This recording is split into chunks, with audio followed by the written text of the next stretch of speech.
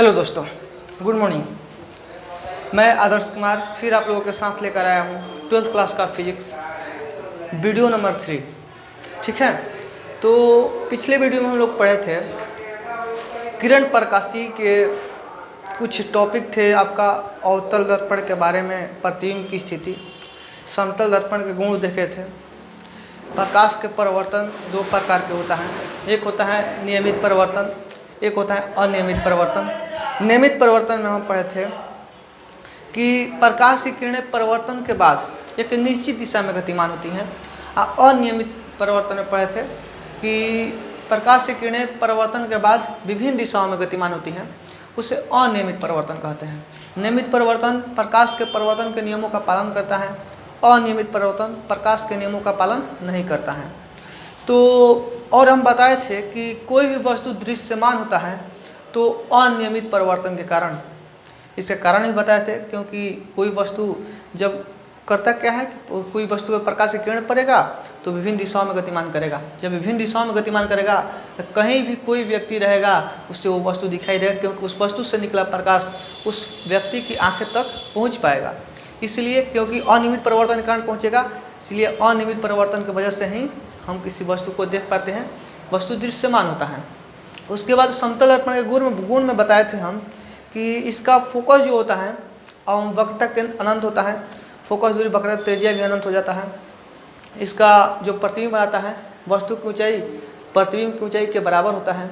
और समतल दर्पण में वस्तु दूरी प्रतिबिंब दूरी दोनों सेम होते हैं, मतलब वस्तु दूरी जितना होगा, जितना दूर वस्तु होगा उतना दूर प्रतिबिंब बनेगा। और इसमें इसका आवर्धन के बात किए थे तो आवर्धन एक होता है, मतलब कि बराबर प्रतिबिंब बनाता है, जितना ई उतना वो। ठीक है, और कुछ समतल दर्पण के बारे में जान लेते हैं, उसके बाद हम आगे बढ़ेंगे। ठीक है, तो देखिए समतल दर्पण का एक बहुत अच्छा सा टॉपिक है, कॉम्पिटिटिव लेवल से लेकर 12th एग्जाम के एक नंबरिया पूछ सकता है। ठीक है, एक नंबर के लिए बहुत अच्छा टॉपिक है, एक नंबर आपको दे सकता है। देखिए, यदि दो समतल दर्पण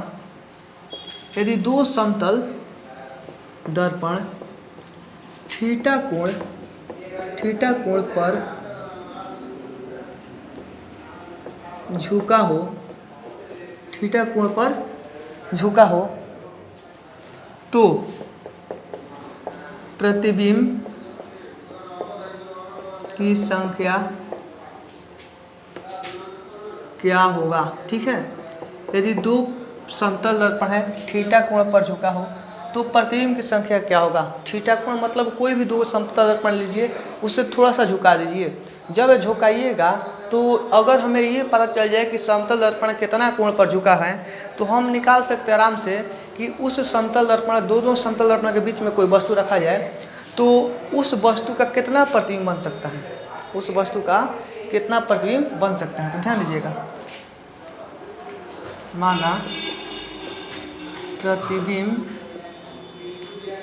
की संख्या बराबर n, माना प्रतिबिंब की संख्या बराबर n, क्योंकि प्रतिबिंब कोई बने कि 2 बने, 3 बने, 4 बने, 5 बने, हमको पता नहीं, इसलिए मान लिए n। ठीक है, अब एक फॉर्मूला होता है, यदि जितना कोण पर झुका है, जितना थीटा है, उस थीटा में 360 में उस थीटा से अगर भाग देते हैं, अगर सम आया 360 में जितना कोण पर झुका है उस कोण से भाग देते हैं, यदि सम आया तो प्रतिबिंब की संख्या n बराबर होता है 360 बटे थीटा माइनस 1।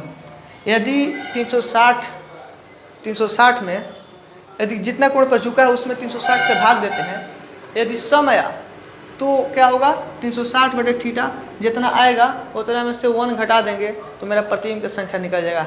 एग्जाम्पल देखिए, मान लीजिए कोई दो समतल दर्पण है, 30 डिग्री कोण पर झुका है, तो 30 डिग्री कोण पर झुका है तो 360 में 30 से भाग दीजिए, 100 कट जाएगा, 3 1 3 6, मतलब 12 है ना, प्रतिबिंब की संख्या 12 है, मतलब सम है 12। सम संख्या विषम संख्या है, सम संख्या है, इसलिए अगर प्रतिबिंब की संख्या n निकालना है तो 12 माइनस 1 हो जाता है, मतलब n बराबर 11 होगा, n बराबर 11 होगा, मतलब प्रतिबिंब की संख्या 11 होगा यदि 30 डिग्री पर झुका है तो।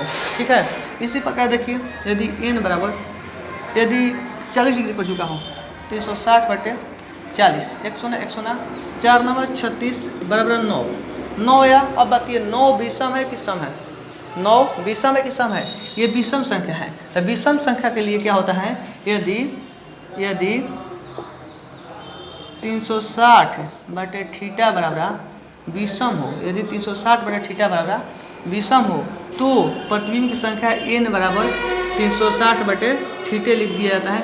यही आपका प्रतिबिंब की संख्या होगा। ठीक है, तो ये बहुत अच्छा ऑब्जेक्टिव है, आपको 1 नंबर दे सकता है एग्जाम में, इसलिए इसको अच्छा से इस फॉर्मूला को देख लीजिएगा ध्यान से। ठीक है, तो स्क्रीनशॉट ले लीजिए इसको। चलिए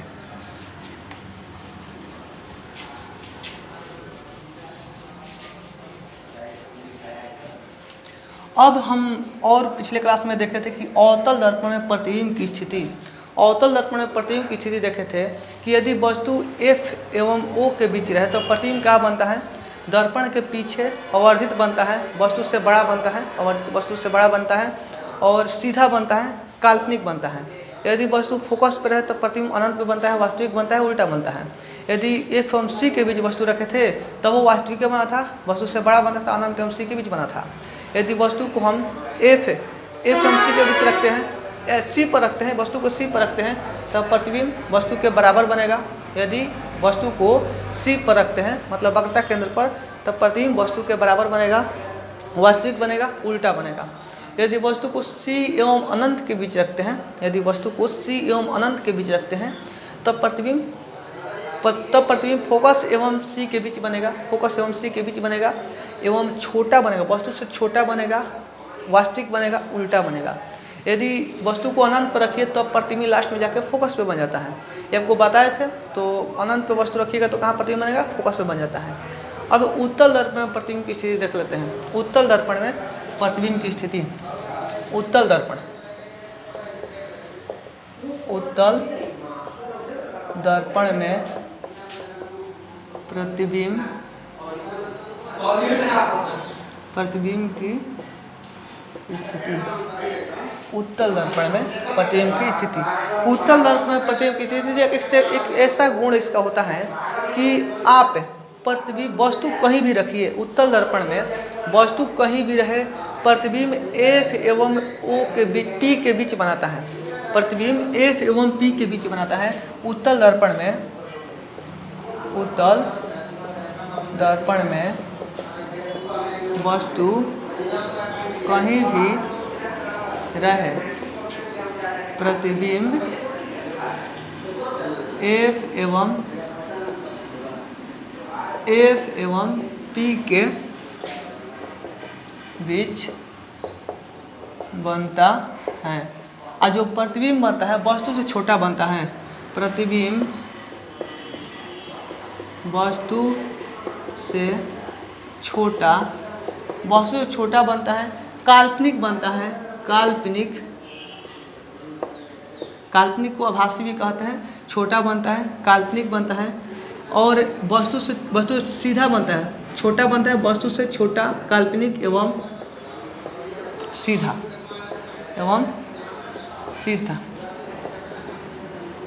सीधा प्रतिबिंब वस्तु से छोटा, काल्पनिक, सीधा प्राप्त होता है,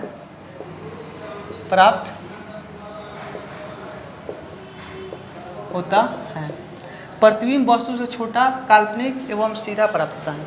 ठीक है, तो देख लेते हैं कैसे प्राप्त होता है। मान लीजिए उत्तल दर्पण है, आप लोग को बताए थे हम कि गोलीय दर्पण में इसका जिसका बाहरी सतह पेंट किया जाता है उसको अवतल दर्पण बोलते हैं, और जिसका अंदर का सतह पेंट किया जाता है उसको उत्तल दर्पण बोलते हैं।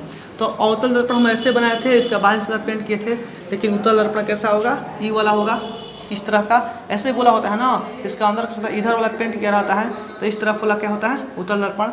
आप लोग जानते हैं, उसमें बताए थे कि उत्तल दर्पण के लिए फोकस आपका इधर होगा, तो यहाँ पर आपका फोकस हुआ, तो यहाँ पर आपका C होगा, वक्रता केंद्र C। ठीक है, इसमें आप वस्तु यहाँ पर कहीं भी रखिए, इसमें आप वस्तु कहीं भी रखिए, पहला किरण कहाँ जाएगा, F से, दूसरा किरण कहाँ जाएगा, C से, प्रतिबिंब कहाँ बनेगा, F एवं P के बीच बनेगा।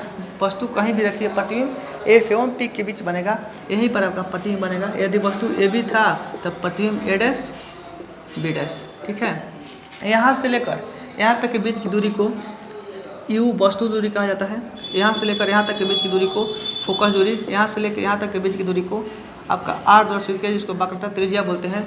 और यहाँ से लेकर यहाँ तक के बीच की, जहाँ तक प्रतिबिंब बनता है P एवं प्रतिबिंब, यहाँ पर प्रतिबिंब आता है उसके बीच की दूरी को V द्वारा सूचित करते हैं, जिसको प्रतिबिंब दूरी बोलते हैं। यहाँ पर दर्शा देते हैं U जो है वस्तु दूरी, U जो है वस्तु दूरी, V जो है प्रतिबिंब दूरी, V जो है प्रतिबिंब दूरी, आपका यहाँ पर F जो है फोकस दूरी, और यहाँ पर R जो है वक्रता त्रिज्या, यहाँ पर R जो है वक्रता त्रिज्या। और इसको बोलते हैं वस्तु की ऊंचाई, इसको वस्तु की ऊंचाई h, ई जो है प्रतिबिंब की ऊंचाई h डैश, ठीक है। तो वस्तु की ऊंचाई h जो है वस्तु की ऊंचाई, और h डैश जो है प्रतिबिंब की ऊंचाई, प्रतिबिंब की ऊंचाई। इस सब के लिए होगा, अवतल दर्पण के लिए भी होगा, उत्तल दर्पण के लिए भी होगा। उसमें अवतल दर्पण को U द्वारा सूचित किया जाता है, वस्तु दूरी को उसमें भी U द्वारा सूचित किया जाता है, प्रतिबिंब दूरी को भी U द्वारा सूचित किया जाता है। मतलब प्रतिबिंब जितना दूर पर बने P से उतना बीच की दूरी को प्रतिबिंब दूरी बोलेंगे। जितना दूरी पर वस्तु रखा जाए, दर्पण से जितना दूरी पर रखा जाए, दर्पण से लेकर जहाँ तक वस्तु रखा है उसके बीच की दूरी को वस्तु दूरी U द्वारा सूचित किया जाता है। और फोकस दूरी आप लोग जानते ही हैं, आप वक्रता त्रिज्या जानते ही हैं। वस्तु की ऊंचाई मतलब वस्तु जितना ऊंचा रहेगा उसको वस्तु की ऊंचाई बोलेंगे। अब प्रतिबिंब जितना ऊंचा दिखेगा उसको प्रतिबिंब ऊंचाई बोलेंगे, ठीक है। जितने बातें, ये सब बातें आप लोग 10th क्लास में पढ़ चुके होंगे, इसमें कोई बड़ी बात नहीं है, आप लोग समझ रहे होंगे। चलिए आगे देखते हैं। इसको साफ कर स्क्रीनशॉट लेना चाहे तो ले सकते हैं आप लोग। चलिए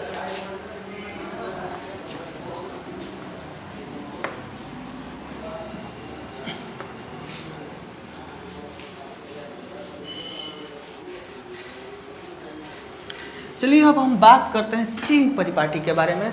चिह्न परिपाटी मतलब उत्तल दर्पण में वस्तु दूरी का चिह्न क्या होता है, प्रतिबिंब दूरी धनात्मक होगा कि ऋणात्मक होगा। तो चिह्न परिपाटी के बारे में बात करते हैं, ठीक है। चिह्न परिपाटी,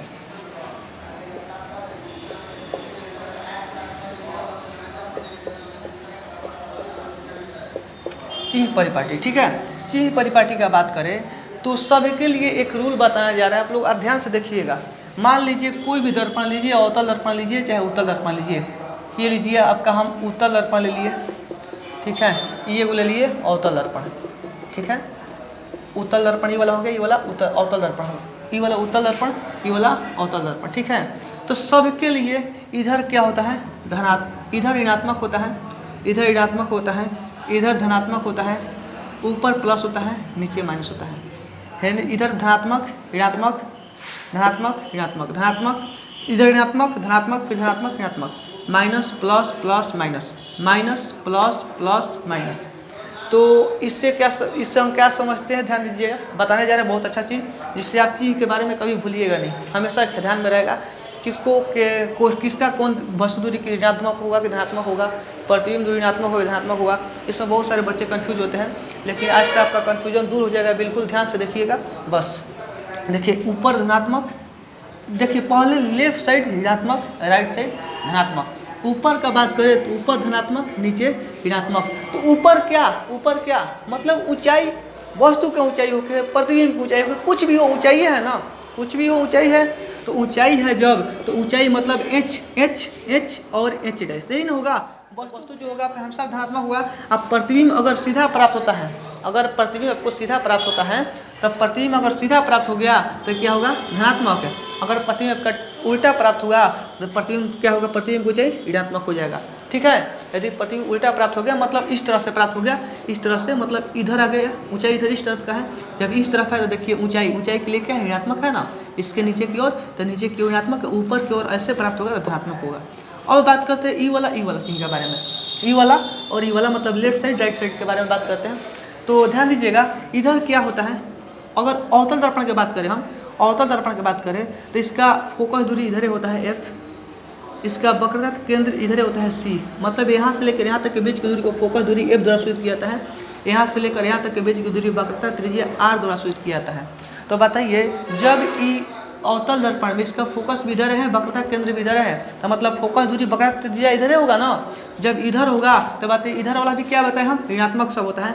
मतलब अवतल दर्पण में फोकस दूरी क्या होगा, ऋणात्मक होगा, हमेशा ऋणात्मक होगा। कभी भी बुद्धि अवतल दर्पण का फोकस दूरी 25 सेंटीमीटर हो, 20 सेंटीमीटर हो, 50 सेंटीमीटर हो, कुछ भी दे, मतलब ये समझना है जो अवतल दर्पण जो अवतल दर्पण जो फोकस दूरी है ऋणात्मक है। ठीक है, अगर दे दे आपको किसी दर्पण का फोकस दूरी -20 सेंटीमीटर हो, मतलब ये समझना है कि जो दर्पण है अवतल है, क्योंकि इसका फोकस दूरी ऋणात्मक है और फोकस दूरी ऋणात्मक केवल अवतल दर्पण का होता है। ठीक है, इसका वक्रता त्रिज्या मतलब r जो होता है हमेशा ऋणात्मक होता है।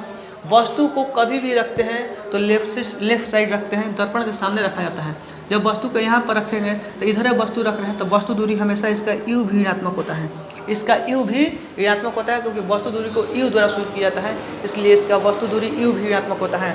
अब प्रतिबिंब दूरी की बात करें तो आप जानते हैं कि अवतल दर्पण में प्रतिबिंब केवल एक स्थिति में जब वस्तु को F एवं P के बीच रखा जाता है तो तभी आपका प्रतिबिंब जो है काल्पनिक सीधा ऐसे प्राप्त होता है, अब दर्पण के पीछे प्राप्त होता है। एक स्थिति में केवल प्राप्त होता है, बाकी सब स्थिति में वास्तविक बनता है। वास्तविक बनेगा यानी उल्टा, सब इधर प्राप्त होता है प्रतिबिंब। जब प्रतिबिंब सब इधर प्राप्त होता है, मतलब यहाँ से लेकर यहाँ तक की दूरी, मतलब इधर है तो ऋणात्मक, एक बार केवल इधर प्राप्त होता है मतलब धनात्मक। तो अवतल दर्पण का एक स्थिति में केवल धनात्मक हो जाता है, इसलिए कहा जाता है कि अवतल दर्पण का जो प्रतिबिंब दूरी होता है भी जो होता है धनात्मक और ऋणात्मक दोनों होता है। अवतल दर्पण का जो प्रतिबिंब दूरी होता है भी धनात्मक एवं ऋणात्मक दोनों होता है। ठीक है, फिर से देख लीजिए, F जो होगा इसका ऋणात्मक होगा, R जो होगा इसका ऋणात्मक होगा, U जो होगा इसका ऋणात्मक होगा, इसका जो प्रतिबिंब दूरी भी जो होगा ये धनात्मक भी होगा ऋणात्मक भी होगा, क्योंकि एक स्थिति में केवल दर्पण के पीछे बन जाता है। जब दर्पण के पीछे बनता है, दर्पण के पीछे वाला क्या होता है, धनात्मक होता है। ठीक है, तो इतना बात से आप लोग समझ गए होंगे। तो अब हम अगले वीडियो में देखेंगे कि वस्तु दूरी U, प्रतिबिंब दूरी V एवं फोकस दूरी R में संबंध क्या है। इस संबंध को प्राप्त करेंगे, इसी संबंध को बोलते हैं दर्पण सूत्र, दर्पण फार्मूला। आप लोग एक फार्मूला के बारे में जानते होंगे, 10th क्लास में पढ़े होंगे। जो फोकस दूरी होती है, हम बताए भी है पीछे, जो फोकस दूरी होती है वक्रता त्रिज्या के आधी होती है, मतलब F बराबर R/2। फोकस दूरी वक्रता त्रिज्या के आधी होती है, मतलब F बराबर R/2। यहाँ से R निकलना चाहे तो 2F, R बराबर हो जाएगा 2F। तो ये सारी बातें बेसिक चीज़ें आप लोग जानते होंगे पहले से। तो R बराबर 2F हो जाता है, A बराबर R/2।